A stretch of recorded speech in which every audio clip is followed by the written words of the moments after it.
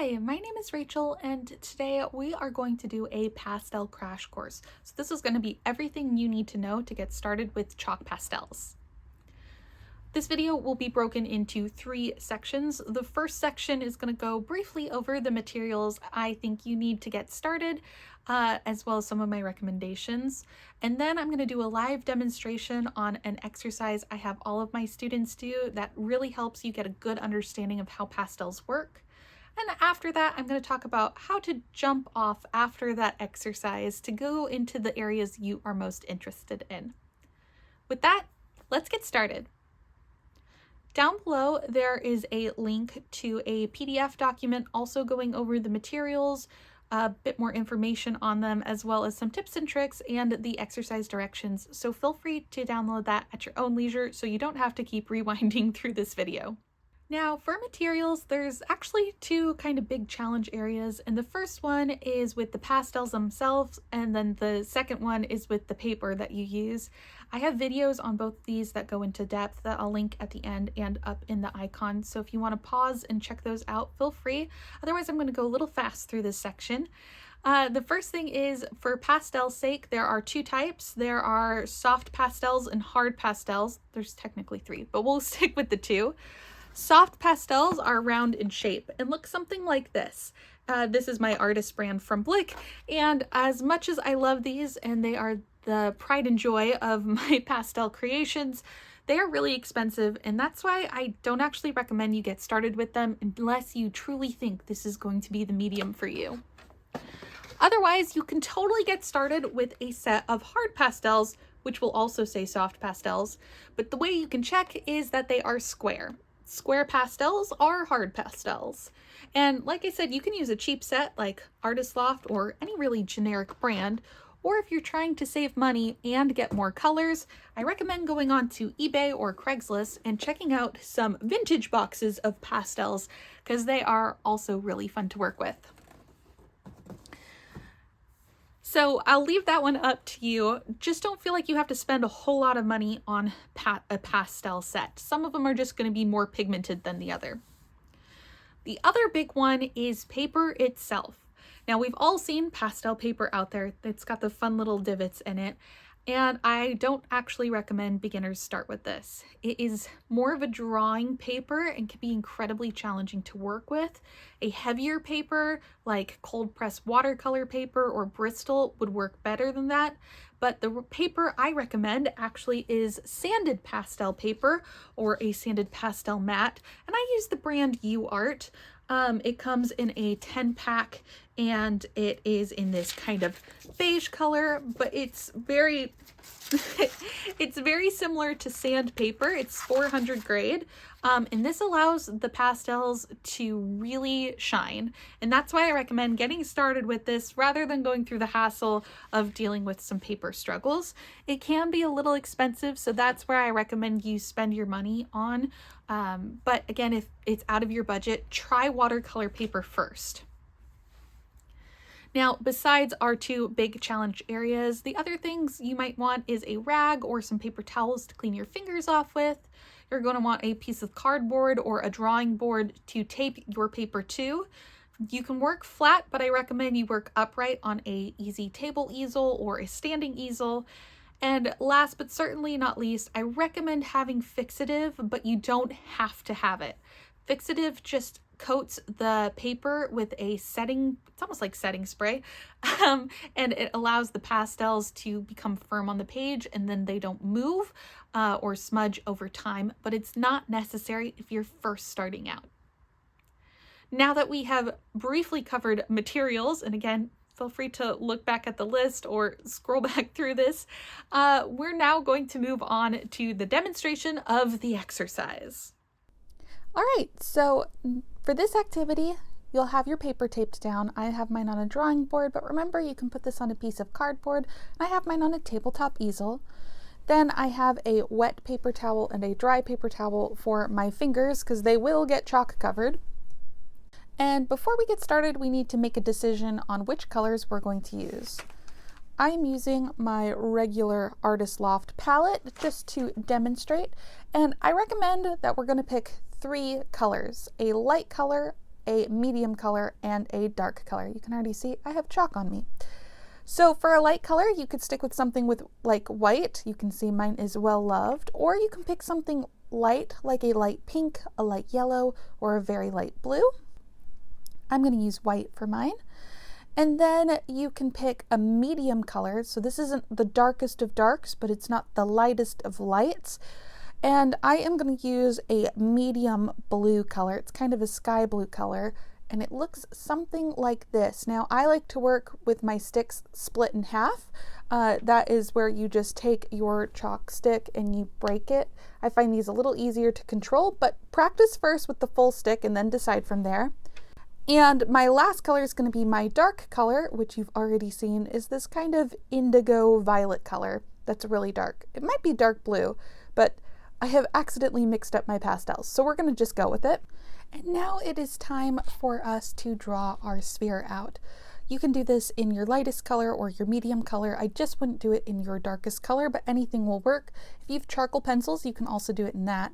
And what I'm going to do is I'm going to start by making a circle in the center of my page.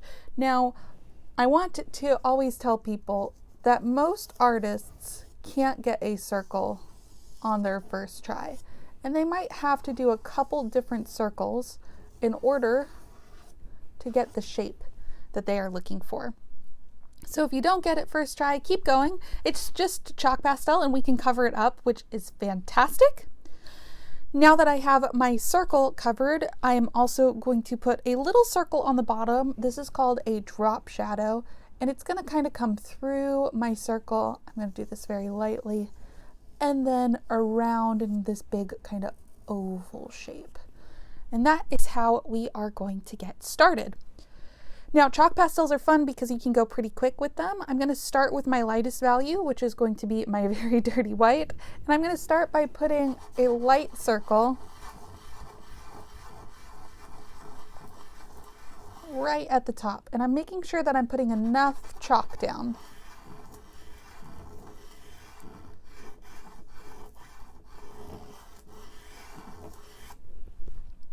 Just like so.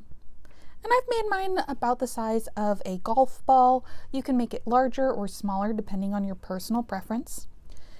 Then I'm going to take my light blue color and I'm going to make a crescent moon shape.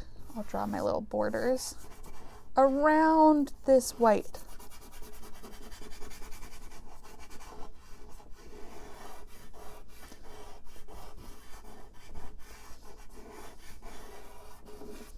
And you can see it's still going to be patchy, and that's okay. Now, if you want to be really fun and fantastical, what you can do is you can also add a little bit of this where the shadow meets that bottom circle. Wait, the shadow meets the bottom of the circle. And then with our darkest color, which I think again is a dark violet color for me, you could do dark green, dark blue. I'm going to fill in this smaller crescent moon shape.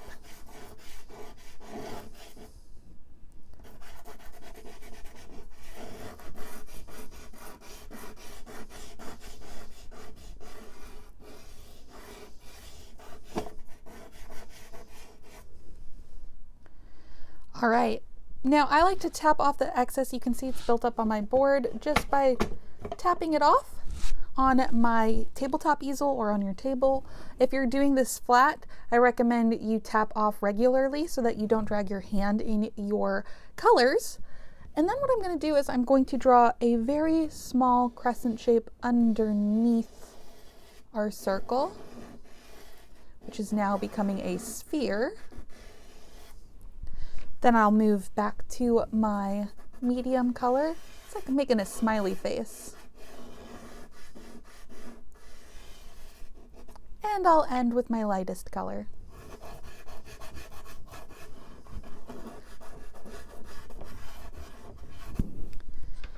And voila!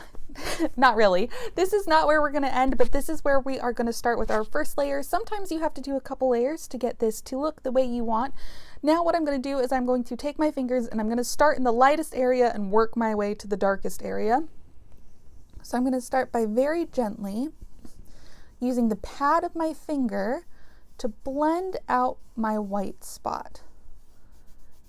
and I'm going to use right where the two colors touch.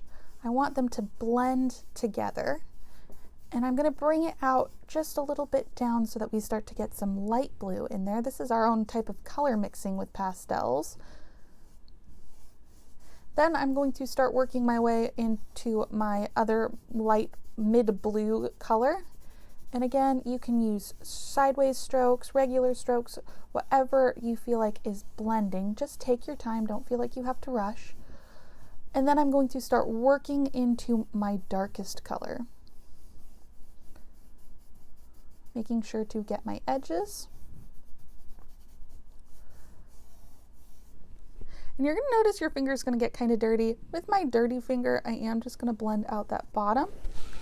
And now I want to clean my finger off so we can do the same thing with the shadow. This is going to be our layer 1. So if it doesn't feel perfectly blended right now, it probably shouldn't. So I've wiped my finger off with my wet paper towel and I've dried it with my dry paper towel. And now again, starting with our light color first, I'm going to blend that into our medium color.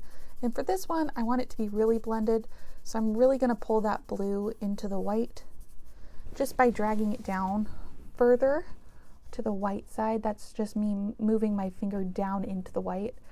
And then I'm going to do the darkest shadow.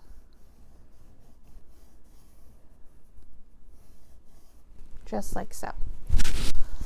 Now, while you could stop here if you like how your results came out, most of you are going to find that we are going to need to blend again, which is absolutely okay. I'm going to start by adding a little bit more white to my top, but this time I'm going to kind of scribble it into the blue area, into our light blue area. I want it to be a little lighter on top. I'm going to leave it and I'm going to switch back to my light blue, which I'm then going to do the same thing of scribbling it into my dark blue violet color. And I'm going to leave my dark blue violet color there. You are welcome to add more. And again, just like before, I'm going to take my finger, I'm going to clean it off on my paper towel. It might still be stained slightly, and that's okay. The big thing is you just want to make sure it's dry before you go back on to your sphere. And just like before, I'm starting where the light blue meets the white, and then I'm working that light blue color into our medium blue color. It's all about working in the transitions. If you get a little too far, you can take a clean finger and just brush away some of the excess. And then I'm going to start working into our next transition.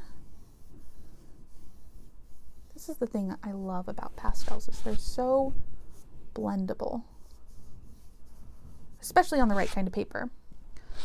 And then I'm going to finish up by blending in my dark area.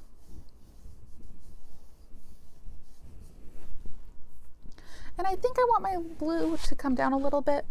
This is the fun part. This is where you kind of get to play and adjust and shift where you want it to go. So take your time with it. Don't feel like you have to get it perfectly right the first time. There's no right. There's just wherever you feel like it looks the best for you. I'm pretty pleased with that so far for my sphere. Might change it again, we'll see. And then what I'm going to do is I'm going to brush into my shadow. I'm going to take some light blue and I'm going to go back up into my dark violet color, but I'm not going to put too much more white down. Just like that, and again, blending it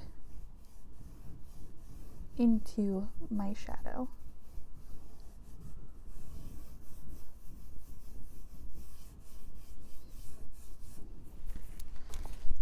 So think of your finger like your paintbrush. I'm now going to add a little bit more white. I just want it to be a little lighter as we come down still. Like I said, you can do this at your own pace. Figure out how light, how dark you want it to be. But if you're like, man, I kind of like the way it looks right now, but I feel like the paper is throwing me off, now's a great time if you want to put in a background. I recommend putting in either the light value you used or the medium value you used to kind of get our sphere in place. And I'm going to speed through this section so you don't have to follow along with me. All I'm doing is I'm going to clean up the edge of my circle with my white. I'm going to fill it mostly white. I might add a little bit of blue in there, and that is how it's going to go.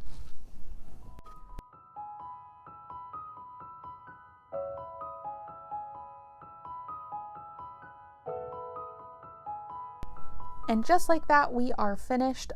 What I recommend from here is going and washing your hands, cleaning up your tabletop, and then you can take the tape off. If you have spray fixative, this is the time you would put it on. You'll let it dry, and then you can take the tape off. But that is our exercise. So now that we have finished our exercise, you might be wondering, but how do I jump off from here? I certainly don't want to be doing spheres my whole life. And for that, there's really two pathways. If you are interested in creating object-based art, think portraiture, pet portraits, think still lifes, flowers, anything along those lines, then I recommend you stick with some still life objects. Start simple, maybe an apple, pear, try a lemon, and move up from there, a simple mug, a teacup, a teapot. And once you start to feel like you're understanding it, then start exploring the areas you're interested in. But remember, practice goes a long way. And you can always cut your paper into quarters and do smaller practices that'll help you improve faster. Now, if you're like, I'm not interested in object-based art, I want to do landscapes, then you have a little bit of a different path.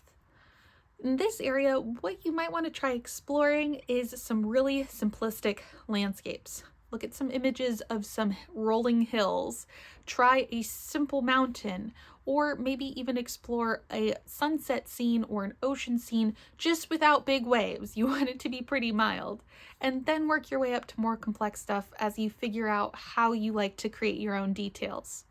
If you're interested in that pathway and you're really hesitant about what to pick, I do have a full-length tutorial of a winter wonderland landscape that you can always try. It is a bit easy, medium, moderate, so if you find it really challenging, don't get disheartened. Just try something simpler in the future.